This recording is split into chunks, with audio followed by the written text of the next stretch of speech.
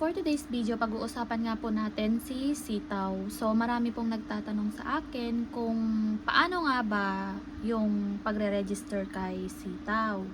So, ang pagre-register po kay sitaw ay magda-download po kayo ng application po nila o di kaya po ay gamitin nyo po yung website po nila. Sa inyong Google Chrome, i-search nyo po sitaw. And then, pagkatapos po niyan ay magre-register po kayo gamit po ang inyong Gmail at saka Philippine number po ang ginamit ko ha. Ito po ay based po sa experience ko. At pagkatapos po, pagka-register nyo po, kung meron po kayong mga kilala, kagaya ko po, kung gagamitin nyo po yung aking referral code. So, meron po akong referral code, ibig sabihin po, parang yun po yung affiliate. So, ibig sabihin, kapag nag-register kayo at ginamit nyo yung aking referral code, ay meron akong makukuha. Pero, hindi porket ginamit nyo po yung aking code, ay meron agad akong makukuha. Kahit po ginamit nyo yung aking referral code, kung hindi naman po kayo naging active.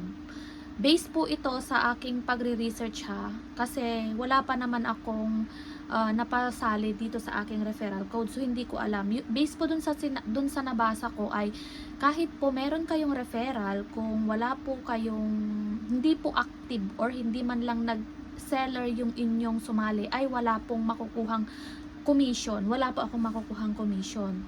So pagkatapos po niyan, pagkatapos niyo pong mag-register ay mag-a-apply po kayo bilang isang seller.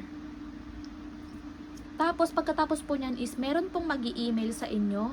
Tapos bibigyan po nila kayo, meron po kayong mapapanood dyan na videos kung ano nga ba si sitaw, i-explain po nila sa inyo. So pagkatapos po niyan ay meron din po kayong account specialist. Yun po yung nakalagay din po doon sa inyong sitaw account. Makikita nyo po doon yung pangalan, yung email address niya. Tapos yung contact number niya nandoon din po. So every time na magkakaproblema po kayo kay sitaw, ay nandoon po sila para i-assist po kayo. And then after po niyan ay meron po, kapag nahanap nyo na po yung account specialist nyo, ay ipapasok po kayo doon sa group chat na kung saan doon po kayo magbabasa-basa. Nandoon po yung mga kasamahan nyo doon na iisa po ang inyong account specialist. So, maraming nagtatanong, magkano po ba talaga yung puhunan kay sitaw? Actually, about dito ay kayo po ang magdedesisyon kung magkano. Na, kung mas malaki yung ano nyo, yung ipapasok nyo na pera, syempre mas madami po kayong mababayaran ng mga orders. Ngayon, saan po manggagaling yung mga orders po na binabayaran po natin? Yung application po kasi ni sitaw, pagka seller na po tayo, ay mamimili po tayo kung ano po ang ating mga ibibenta doon sa ating store. At bahala na po si sitaw na maghanap ng customer kasi ipapublish niya po yung inyong store. So, ibig sabihin maglalagay lang kayo kung ano yung ibibenta nyo, yung kaya nyo lang po na bayaran. Actually sa akin, yung pinaka-suggest ko ay 10 pieces lang po dapat or 10 products lang po muna ang i-publish nyo at piliin nyo po yung mga mabababa yung presyo para hindi po kayo mahirapan magbayad. Dahil ang labanan po dito kay sitaw, kung magkano yung nabayaran mo, doon din po ang kita mo. So, ibig sabihin kung ang pinili mo ay ang 7%, 7% mula doon sa binayaran mo, yun po ang magiging tubo nyo. So, ibig sabihin, kailangan nyo po talagang maglabas ng pera. Paano naman po yung pagpasok ng pera dito kay sitaw? Paano tayo mag-recharge? So, sa akin po, ang ginamit ko po ay GCash. Si GCash po ang niregister ko dito kay sitaw. So, from GCash, ay ipapasok ko po siya via peso. Tapos, after po niya, napakabilis lang pong mag-recharge. And then, kapag naman po nag-withdraw kayo, ay mag-withdraw din kayo kung ano po yung ni-register nyo po doon sa sitaw account nyo, kung saan po kayo magre-register, saan po kayo mag-withdraw. So, ako po ay sa GCash. So, ako po ay 2 beses na pong nakapag-withdraw kay sitaw. So far is okay naman po. So, ako nag-start ako ng 13,000 pesos. At nung nito-nito lang ay nagdagdag na ako ng additional 7,000, ganyan. So, 20,000 pesos na po ang naipasok ko kay Sitaw.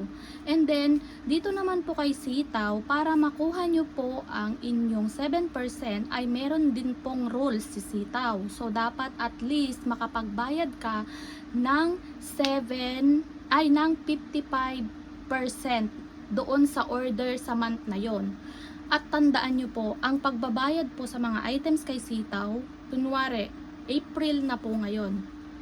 End of the month ng April. So, dapat pagkatapos ng April 30 at tapos na po yung pag-check ni Sitaw kung nakapagbayad po ba kayo ng at least 55%. Kunwari, 100 pieces ang order sa inyo, nabayaran nyo ay 65 pieces. So, pasado po kayo.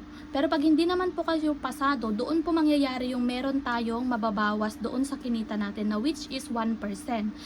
So, tapos makikita nyo rin po doon kung magkano po yung ibabawas ni Sitaw sa inyo. So, alam nyo guys, kung gusto nyo pong maintindihan si Sitaw, napakadami pong review dito sa YouTube channel. Bale, doon po ako nag-start. Nag-start ako, parang January pa ako nag-start. So, magti 3 months na ako. So far, kumikita na rin ako. Hindi man ganun siya kalaki, pero nakakatulong po talaga yung kinikita ko kay Sitaw. And of course, kung ano yung ekstrang pera mo na alam mo na hindi mo kailangang madaliin na ilabas, yun ang gamitin mo kasi yung pera mo po ay ma-freeze siya ng 20 days. Kasi upon nag-order ka, maghihintay ka ng 20 days kasi 14 days yung delivery.